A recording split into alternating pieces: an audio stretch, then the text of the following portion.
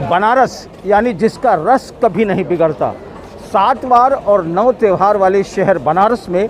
बात बात पर उत्सव करने का बहाना ढूंढता है। और अगर ये देखा जाए कि किन किन जगहों पर उत्सव होता है तो उसमें ये मणिकर्णिका घाट भी है, जहाँ अंतिम वक्त पर जब व्यक्ति आता है तो उसकी जो अंतिम यात्रा होती है उस वक्त भी एक उत्सव का अपना माहौल बनता है। कभी जो है यहाँ पर बाबा जो है वो होली खेलते हैं, कभी चिता भस्म की होली होती है, तो कहीं जो है चैत्र नवरात्र के सप्तमी के दिन जो यहाँ मसान नाथ है, उस मसान नाथ को लेकर के एक जो है बड़ा भव्य आयोजन होता है। और नगर बधुएँ, जो तमाम नगर बधुएँ हैं, वो इस तरीके की स्टेज पर आकर के नृत्य करती हैं और यहाँ पर नृत्य करके वो जो है अपना जो है वो बाबा मसान नाथ के ऊपर अपनी नृत्यांजलि प्रस्तुत कर उन्हें प्रसन्न करने की कोशिश करती है। यानी एक तरफ जो है वो मौत है और दूसरी तरफ जो है वो दूसरी तरफ जो है ये नृत्य का उत्सव होता है और ये अपने आप में बहुत ही अद्भुत होता है। तो क्या है ये परंपरा और क्यों यहाँ पर ये परंपरा शुरू हुई? हमारे साथ इसके आयोजक हैं गुलशन जी, हम उनसे जानने की कोशिश करेंगे क्या है ये परंपरा जो इस जगह होती है। ये राजा मानसिंह द्वारा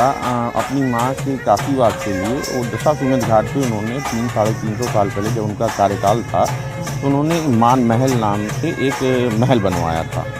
और उसी समय उन्होंने बाबा मसान नाथ जी का मंदिर का जीर्णोद्धार कराया था। जीर्णोद्धार पूर्ण होते होते बाबा का वार्षिक श्रृंगार का आयोजन भी आ गया, वो तिथि आ गई। तो बाबा महाराज मानसिंह द्वारा ये सोचा गया कि यहाँ भी मैं उत्सव करूँ, मंदिर का जीर्णोद्धार कराया हूँ। तो उन्होंने अपने समकक्ष, क्योंकि राजा थे और अपने समकक्ष संगीतज्ञों को यहाँ बुलाना चाहा, लेकिन उस समय की परंपरावादी रूढ़िवादी जो छुआछूती परंपराएं थी, इस कारण कोई भी बड़ा संगीतज्ञ महामसान के आने से कतराता था, तो कोई नहीं आया, जिससे राजा मानसिंह काफ़ी दुखी थे। तो ये चिंता उनकी पूरे नगर में फैली और तभी वहाँ काशी के नगर वधुओं को ये जानकारी हुई कि ऐसी ऐसी यहाँ बात है कि यह राजा कोई आगे दुखी है और बाबा मसान का श्रृंगार कराना चाहते हैं। तो उन्होंने नगर वधुओं ने ये संदेश राजा तक भिजवाया अपना कि अगर राजा मानसिंह जी की कहें तो हम सभी बाबा का श्रृंगार महोत्सव कर सकते हैं, जिससे राजा मानसिंह काफ़ी प्रसन्न हुए थे और उन्होंने पूरे राज्य के सम्मान से उस समय की नगर वधुओं को आमंत्रित किया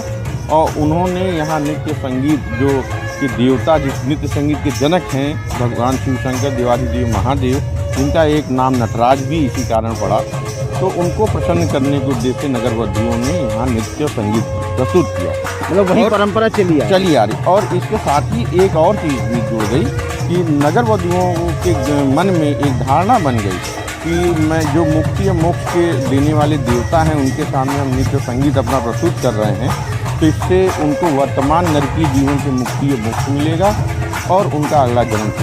शुभ होगा। तो ये एक बड़ी बात है जिसको लेकर के ये परंपरा की शुरुआत हुई है। और जो है वो अगर हमारे आप पीछे देखेंगे तो ठीक जो है वो धड़कती हुई चिताएँ आपको नज़र आएंगी जहाँ पर की है, और उससे जो शोकमग्न लोग आते हैं वो इन चिताओं के बीच में जब उनके साथ जो नृत्य का संगीत होता है तो आप कह सकते हैं कि जो जीवन का अंतिम सत्य है, जो मौत का जो सत्य है, वो जो है सत्य यहाँ पर नज़र आता है। और उसमें जो है एक उत्सव आता है कि क्योंकि काशी में मौत का भी एक उत्सव है, क्योंकि यहाँ पर शिव जो है वो तारक मंत्र देते हैं और वो तारक मंत्र दे करके वो सारी चीज़ें करते हैं। सबसे पहले जो ये कार्यक्रम होता है, मसान नाथ का जो मंदिर है, उस मंदिर के अंदर जो है वहाँ पर बाबा का श्रृंगार होता है। उस श्रृंगार में जो है वो जो नगर बधुएँ हैं वो लोग जो है वो पहले अपनी नृत्यांजलि प्रस्तुत करती हैं। नृत्यांजलि प्रस्तुत करके वो सारे लोग जो है वहाँ पर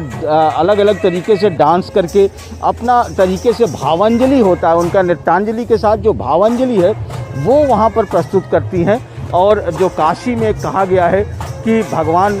शंकर जो है वो यहाँ पर तारक मंत्र दे करके लोगों को मोक्ष देते हैं, यानी जीवन का जो अंतिम सत्य है, जो आत्मा का परमात्मा से मिलन का जो सत्य है, जो शिव में मिल जाने का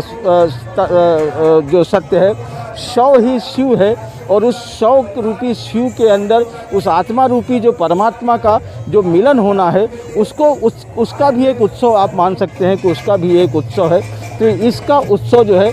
काशी में यहाँ पर मणिकर्णिका घाट पर होता है। ये शायद अपने तरीके का एक अकेला ऐसा है जहाँ पर कि इस तरीके का मौत पर जलती हुई चिताओं के बीच में नृत्य का उत्सव होता है। रात भर जो है वो ये जो है वो एक तरफ चिताएँ जलती हैं और एक तरफ घुंघरुओं के ताल जो है वो टूट कर बिखरते रहते हैं और घुंघरू जो है पूरी अपनी तन्मयता के साथ जो है वो भगवान शिव को स्वरांजलि और भावांजलि देती रहती है। तो ये एक अनूठी परंपरा है, काशी की ये परंपरा है जो बनारस शिव की नगरी है, वहाँ पर जो बात बात पर उत्सव करने वाला ये शहर है वो इस मौत पर और नृत्य के पर भी उत्सव करता है, उसके अंतिम सत्य पर भी उत्सव करता है। क्योंकि जीवन के अंतिम सत्य के बाद जहाँ मौत होती है वहीं तो इस शरीर के जरा मरण से मुक्ति मिलती है और इससे निकलकर आत्मा जो परमात्मा में जाता है उसका भी एक उत्सव है। ये जो नृत्यांगनाएँ हैं, जैसा कि